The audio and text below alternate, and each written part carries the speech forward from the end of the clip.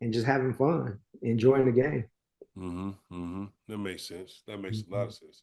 So you hit the pinnacle. You get blessed in the lockout year in '99 to play with Right. Boston Celtics, right? What Yeah. happens the next year? So I end up playing with the Celtics that next summer league. Okay.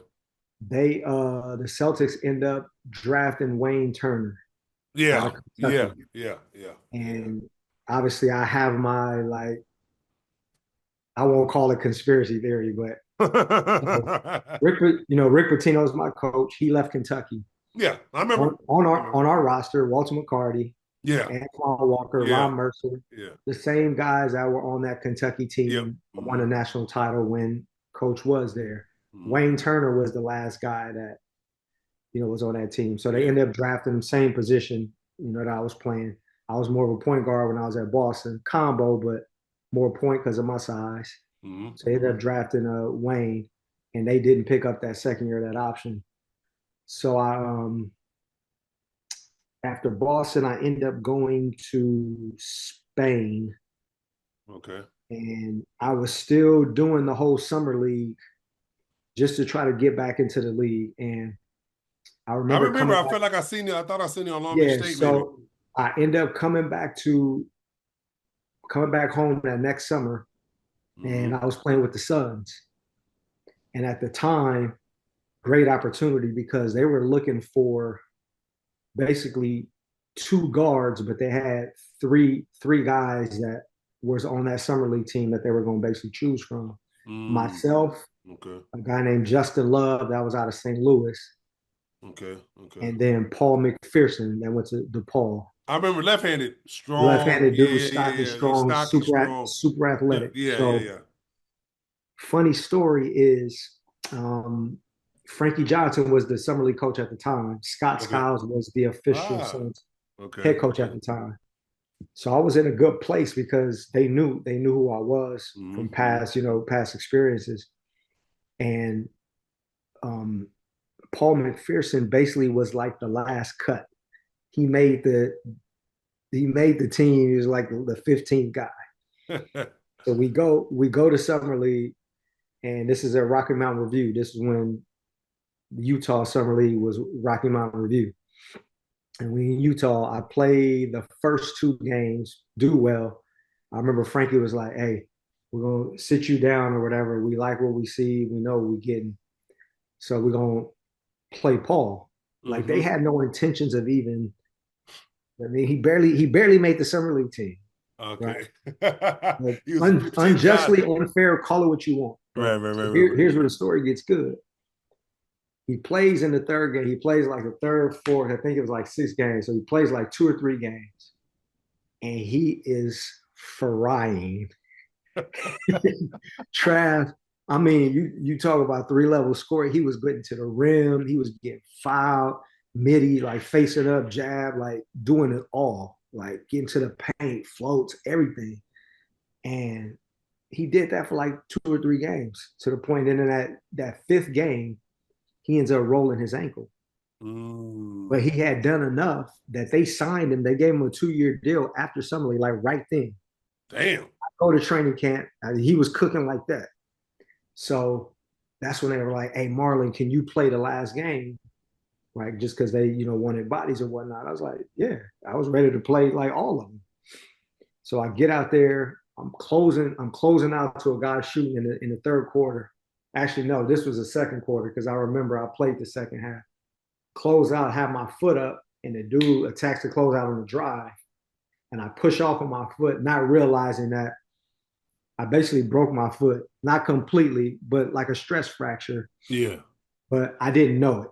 Right. So, because it felt like it was on my ankle, I didn't feel it it was the fifth metatarsal. So it's basically like the pinky toe bone Mm-hmm. that I had done something in that move because feeling pain, but just played through it. Actually, shot the ball probably the best in that game, that whole second half, played well. But fly back home and I could just feel the ankle. It felt like the ankle. thriving. So I said, you know what? I'm gonna just take some time off, take like a week, week and a half, because I didn't think it was broken. I didn't think anything of it. Right. So I'll take like a week and a half off, head back up to UCLA after like 2 weeks, week and a half, working out, feeling pain, but it's not like anything crazy. And my firm belief is that I basically had a stress fracture that I kept putting pressure on and making it worse because it Mm. literally was about 2 weeks of just working out. And I remember coming off a pick and roll. I didn't step on anybody's foot, hit anybody. I just took a step and I could feel it pop. I could put Ah. any weight on it. I remember leaving UCLA, going straight to like a little clinic to do an X-ray, and then he was like, "Yeah, you have a straight break." So had the surgery, and you talk about timing, the worst timing, because here now, so um, it's like December, Christmas time or whatnot. Hmm. And I remember going to this is at the Palm. The Suns were playing a preseason game, so it couldn't have been December. It had to be earlier than that. Yeah, it was. I December was when I was released to start playing again. This was probably in October. September-ish. Yeah, because Oh, okay. I was still in my walking boot when I went to this Oh, game. So I went to the preseason game because I okay. remember. So they end up bringing Justin. So they signed Paul McPherson. Hmm. And, looking for two guards in those three spots. Now that I'm injured, I'm out. So it would have been Paul. It would have been Paul and me, but Hmm. they basically signed Justin Love kind of by default.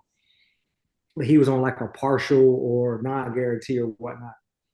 And can't remember who it was at the time on the Lakers team was picking up Justin full court, was picking like Justin didn't play very well. And so I happened to be sitting at the pond in these seats that was just like above the tunnel where the teams walk. Right, right, right. Scott Skiles happened to catch and notice me up there. And he was like, what's your status? Like, what's going on? To that point, they still wanted to try to bring me. But Right. I'm like, I'm still injured. I wasn't ready. So I finally heal up. It was like Christmas time of that year. And this is when you remember LaSalle Thompson? Yeah, yeah. So LaSalle had just took a job in the ABA, the San Diego team, San Diego Hmm. Wildfire. This is Hmm. when they started trying to bring the ABA back. And LaSalle was a friend of mine from going up to UCLA working out. Yeah. So he knew a little bit about my story, and I'm like, no, I'm healed, but obviously it's going to take some time. I need some time or whatnot. And I was moving around. So he Right, said, well, right. why don't you do this? Why don't you play for my team? It'd be great. You'd be like a veteran in the locker room with these young dudes. It'll allow you to basically rehab, with some like being in game shape. So I was like, cool, sound like a good idea. So I went to San Diego, did that for 3 months. Remember Gino Carlisle? Yeah, I remember Me Gino. and Gino were the backcourt, yeah, hooping. Okay, yeah. And from there, a team in Spain, Estudiantes, like reached out. I So I remember ended up, them. I yeah, remember Studiantes. yeah, Yeah, yeah, I yeah, ended yeah. up leaving there, going to Estudiantes, hooping. We make the playoffs. I remember the very last game of the regular season. We already were clinched the playoffs. Hmm. I'm going up to dunk, and a dude low bridges me, and I fall Oh, and I break my wrist. So fortunately, the Estudiantes team, they were like, "Well, we want to sign you back. We want you coming back. So we'll do the surgery. We'll take care of you. Whatever. You can go home, do whatever you need to do. But right, we'll care that you're injured. We signing you back." So I ended up signing, and that's kind of when my career. I stopped doing summer league. I'm just like, you know what? Overseas has been good. Let me go ahead and just do this overseas thing. So went back to that team in Spain. From there, went to Italy for 3 years. hmm, That last year in Italy, I ended up signing a 2-year deal with the team Varese. Played the first of that too, and then the Spanish team, the Estudiantes, wanted me to come back. So they basically like, not really bought me out of my contract. It was like a mutual agreement. So I went back to the Estudiantes for a year, and I went to Croatia for 2 years. I went to the Mid East for 2 years. 15 seasons later, whatnot.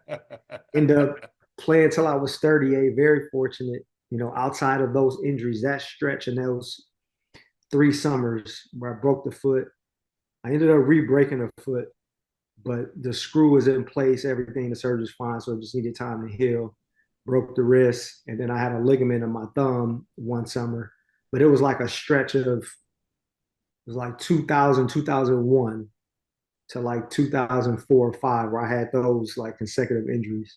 Mm. Then end up, finishing 2013, played till I was 38. Like I played well, deep into my older years, which thank God for that. End up retiring and was living in Charlotte at the time. I had moved from LA, lifestyle change decision. Me and my wife moved to Charlotte. So we had a house in Charlotte Mm. from '07 while I was still traveling overseas, finished in 13, end up taking a high school head coach position and was teaching health in middle school PE. So I had sixth graders and coaching the head basketball up in Charlotte. And during that whole time of coaching there at that high school, I was still networking. So I was going to summer league on my own dime, trying to connect with people because I'd always want to, get back into the NBA, whether Right. obviously it wasn't playing at that point, but to coach. So meet some people, end up going into the next year, next school year. I had eighth graders at the time with the PE class, and I'll never forget the day. It was the first day in that second year where we could first start doing conditioning with my Mm. basketball team. Mm-hmm. I get a call through a connect that I had made from a cat from the Spur. He actually worked with the OKC Thunder this year. Okay. His name Okay. is Chip England, Duke alum. So I had met him at Coach K's fantasy camp sometime prior, and they had this position open, video room entry level position with the Spurs that he wanted to talk to me about. So I talked to him. They invited me to San Antonio. Go to San Antonio. Went well, but the whole time I'm like, I'm 38. I got two kids, married. House, all of it. And I Right. did well enough or whatever. It's fine, but position that's paying like $28,000 for the year or whatnot. I'm like, Woo. Yeah. I'm Yeah. gonna take I'm gonna take this position. But I have a mentor that's in Charlotte. We discuss it and whatnot. Long story short, I end up deciding to leave the high school and go to San Antonio. Right. So I do that for a year, doing basically like assistant player development to Chip England and a guy named Chad Forcier, who's now in Utah. Long career. And I was doing some video stuff. So I did that for a year. And that was the same year that Earl ended up getting the interim job when they fired Hornacek in Oh, at Phoenix. Phoenix. Yeah. Yeah. Yeah. Yeah. Yeah. And Yeah. so when that year finished, they gave him the job full time. Yeah. Yeah. Yeah. Yeah. Yeah. I never forget. I was at a place called Grey Wolf Lodge, just like this hotel with indoor water slides. Yeah. Yeah. I know Great My Wolf. kids were younger at the time, so I'm in Charlotte having fun with my kids, and I leave the campus, basically this hotel area, to go get lunch. We were like, Right. we don't want the pizza, we don't want the hamburgers there. We had been there for 2 days, so I go out to go get like some salads or whatever. I get a call from Earl. Like me and Earl has always been tight, but not like where we kept in touch, 2 or 3 times a week. It was Right. just kind of Right. passing. It was what's up, always cordial. So when he called, I'm like, oh, this is interesting. He's like, money, I need you, brother. Like, you got these young cats, got a good little group. Devin Booker, young cat. We're about to draft some younger players that I think you can help us with. So now I'm deciding on do I go back to San Antonio or am I gonna go join Earl? End up Right. joining Earl. Yeah. They fire him after that first year, basically 3 games into the To the second second year. year. Yeah. Yeah. Yeah. Yeah. And so I got moved up when Earl got fired. They kept me on with Jay Triano, and Jay Triano moved me to the front bench. So I was basically assistant Jay. And then they decided to hire, I think that was Igor that next year. They hired Igor, and that's when Lloyd Pierce, my teammate at Santa Clara, got the Atlanta job. Mm. So came to Atlanta, was here for 3 years. Fast forward to when we talked my signing extension after that Eastern Conference that run that we made. And then the Charlotte Hornets reached out with a position that they had available that was a move up. So I ended up leaving Atlanta, going to Charlotte. Was in Charlotte for 3 years. The coach that I worked for there moved up to the front office, older guy, Steve Clifford, Hmm. super duper good coach. And Charles Lee came in and very common to the NBA when this coaching carousel guys change, they bring their own guys. Of course. Yep. So this past season I've been out, just trying to hit a couple situations. So I have a couple things in the mix that I won't like mention right now because I'm just waiting to get some feedback on. So Hmm. we'll see. Hmm.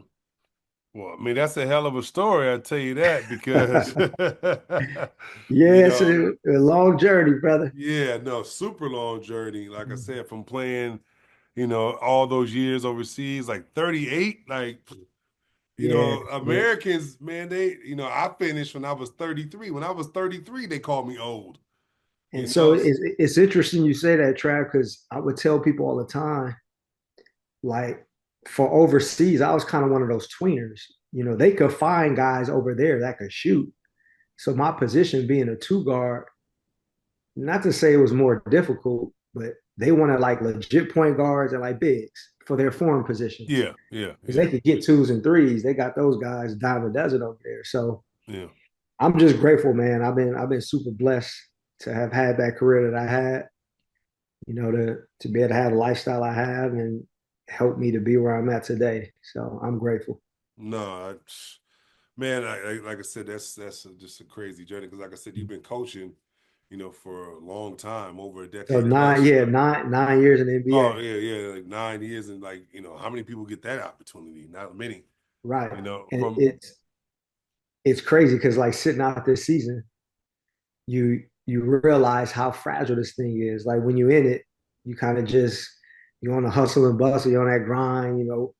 And then like when you out and you're on the outside looking in, you and I've always lived by this phrase from Coach Patino. hmm. He said, so my jersey got retired 2023, I think, at Hamilton. Okay, okay. And um the the president of the alumni association had reached out to a lot of the people that I've crossed, coaches that I played for, players that I coached, and they made comments on this nice video or whatever that really surprised me. I had no idea that they were putting it together. But Rick Pitino had made a comment on there. He said when I played for him in Boston that I approached each day like it was a 1 day contract. And Mm. so that phrase like means so much more to me right now, Hmm. Hmm. having been out. And like even when I was in, I never took it for granted. To this day, when the national anthem is going on and I'm standing in line with the coaches, I'm what I'm doing is I'm basically praying, but it's more Thanksgiving. Like I got my head down, just like here I am. I get another opportunity to coach in an NBA game in this stadium, with these young guys that I get a chance to mentor basically and coach. No, Right. that's So that's a heck of that a thing. whole that whole 1 day contract, like when I walk in whatever facility that I'm working in, I view it as that like this could be the last. Right. So how can I impact myself, my family, this organization, these players today? Yep. Yep. Because I might not get tomorrow. True facts. And like I said, Yep. that statement is so crazy, you know what I'm saying? Because For like life, though, a 1 day a contract, one bro. day contract, like if this is your last thing, you know what I'm saying? Like what would you do? How hard would you work to Yeah. keep it? You I know what I'm mean, saying? as fathers, like with our kids. And so I will say the positive of being out this year, I've been able to connect with them a little bit more because I'm around. The NBA, I tell people all the time, the NBA as a coach is not conducive to having a family or getting proper sleep. And it's turned into an all like all year long. Hmm. Hmm. You finish the regular season, it's probably a week or two. Most of these teams got young guys that's in the gym. So you're working on young guys that leads all the way to the pre-draft process. So you may be facilitating the pre-draft stuff. Then the draft happens. And this is where we are now. So once the draft hits, and a week later, you got summer league, right? So then you're doing summer league, and then after summer league is maybe another week. Then you got guys coming back in the gym, veteran guys, the young guys, the new rookies, trying to get their feet wet and establish themselves. And then before you know it, it's Labor Day, mini camps, and then training camp is right around the corner. Right, And right, once right, you right. get to training camp and in the season, that's a whole nother ball game. That's a that's a whole different kind of grind. So, I've been away from my family. They stayed in Atlanta while I was in Charlotte. But I remember when I was here in Atlanta, even being under the same roof, I would leave before my kids may get up for school. I'll leave to go to the office, and then we may have a road trip. So I'm going for a week here. I'm going for a few days, barely see them. So you have to be really intentional. My wife reminded me, because all NBA coaches, you bring work home. It's a grind. That whole no days off is no days off. But I mean, I love it. I love the grind. I'm not complaining. But all that to say is that during this time, being home, my oldest was at college, but being home and getting a chance to, see my youngest every day and be with her, connect with her, because I miss so much time Right, that right, right, right. I'm not trying to make up for it, but I'm trying to take advantage of that 1 day contract because who knows when I'm working again or if we're apart, it's a great mindset, a great approach to have. No, I 100%. I think if everybody kind of chose the way you chose and what he said about you in just everyday work, Mm-hmm. like not only just sports, but everyday work, I think Yeah, things to be different, things to be better, and be less entitlement. So, like I said, we only got a couple more questions, and then we'll get gotcha. out of here. Um, Now, what would be your best advice for the next, Marlon Garnett? Like, what would be your best advice for the next you? Huh. Um, so what, like for say your son, for example, a guy. Yeah, say you have a son, like me, I have a Yeah. little one. So What be your advice, or one just that anybody? always sits at the forefront of my head is to be coachable, Mm. right? Don't be that guy that's going, coach is going to walk in and it's like, oh man, don't be, don't be. We call them energy vampires. Don't be the guy that's we pulling energy out of me, like try Hmm. to pour some energy. Just be coachable, Right. right? Okay. And then you want to be a team guy. You want to Hmm. be a good teammate. I use the phrase team agenda over me agenda. Okay. And that doesn't necessarily mean that you thinking less of your own individual game. I mean, it's two parts to like getting better. Part of it is your individual game, right? Hmm. You want to be Hmm. trusted where the coach can put you in a game by doing what's asked of you. But at the same time, it's a sport that is not golf, it's not tennis. You got other players that you play with. And you Right. also don't want anybody who's played the sport at some point, whether it's pickup, you play with that dude, he was shooting all the shots, right? Anytime he touched it, you feel like you just running line drills, and that's not fun. That's not fun basketball, Just getting the cardio in. Yeah, you're right. right? So you don't want to be that guy, right? So be a good teammate. Um, in today's generation, definitely, and this is for like us as dads, like filter what you are listening to, right? Know the source before you just do whatever it is that you hear that you should be or you think you should be doing. That makes Right. sense. That doesn't mean that your coach knows everything or the people that's working in that team like knows everything. But more times than not, those are people that are in charge of your minutes or how much you're gonna play. True. So listen to them. These are the ones that are creating the practice plans, that are watching video. They know more about the team and what you guys are trying to accomplish more times than not. And I'm not shitting on parents or anything, but you have some of that going on Of course. Of course. where you gotta have selective hearing, right? Some Hmm. stuff go in one ear and had to go out, and then you got to absorb and take in Yep. Yep. what's Yep. Yep. important. Yep. Um, Yep. my same approach. You want to always be in shape. Mm-hmm. Control. I mean, it's a cliche phrase. Control what you can. Mm-hmm. Control the controllables. That's one thing you can control. You may not be able to control like your minutes per se, because your coach is actually the one deciding, but you can force him to have to play you because you're doing the right things, you're coachable, you're a good teammate, you're in shape, he can trust you, he can count on you. All right. So that's one thing you do. That your work ethic can never be in question. Mm-hmm. Mm-hmm. Your work ethic can never be in question. No, that makes And sense. this one is more for like these kids who may be aspiring college basketball, potentially the NBA, is you have to find a mindset of how can I impact my team and the game and impact winning in such a way that's not just scoring. Mm. Because more times than not, you probably not going to be that guy. When I say that guy, you're probably not going to get drafted to a team where you're going to be like Bankero Yeah. or like Luka Doncic, Yeah. Yeah. Yeah. right? You're going to be a compliment, at least to start. And Right. think about the comment that it is great that he's at that mindset, and I hope it works out for him. But what young Bronny said, right? I got to be a defensive menace, at least right now, Mm-hmm. right? I'm not going to be that guy 15 to 20, maybe a game or two here and there, but Right. you got to evolve and grow into that role.